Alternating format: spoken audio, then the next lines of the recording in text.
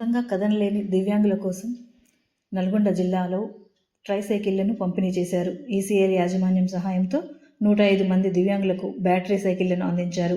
దివ్యాంగులకు అండగా ప్రత్యేక చొరవ చూపుతున్న జిల్లా కలెక్టర్ ఇలా త్రిపాఠి సామాజిక బాధ్యతలో భాగంగా వికలాంగులకు సహాయం అందించాలని కంపెనీని కోరారు. ఈ నేపథ్యంలో 83 లక్షల విలువ కలిగిన 105 బ్యాటరీ సైకిళ్లను ఈరోజు పంపిణీ చేశారు.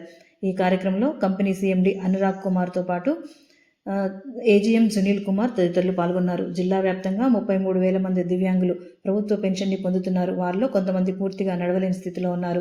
వారిలో ఆత్మధైర్యాన్ని పెంచేందుకు జీవనోపాధికి ఉపయోగపడే విధంగా ట్రైసైకిళ్లను అందించారు. ప్రజావాణిలో వచ్చిన అప్లికేషన్స్తో పాటు మరికొందరిని గుర్తించి సైకిళ్లను అందించారు. సైకిల్ పొందిన వారందరూ కూడా వాటిని వినియోగించుకొని జీవితంలో ముందడుగు వేయాలని కలెక్టర్ సూచించారు.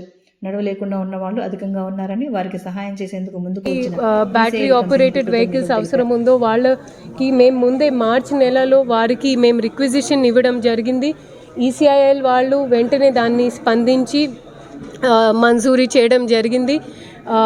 మంజూరీ చేసిన తర్వాత మేము ఒక ట్రాన్స్పరెంట్ తరీకాలో ఒక సర్వే నిర్వహించాను. దాదాపు 3 నెలల ఆ సర్వేలో అర్హత ఉన్న ఒక జాబితా తయారు చేయడం జరిగింది. ఆ జాబితాలో ఉన్న ఈరోజు ఒక 105 మందికి ఇస్తున్నాము. అదేవిధంగా సాచురేషన్ మోడ్లో మొత్తం జిల్లా కూడా మేము టేకప్ చేస్తాము సిఎస్ఆర్ కింద అనేది ఈరోజు నిర్ణయం తీసుకోవడం జరిగింది.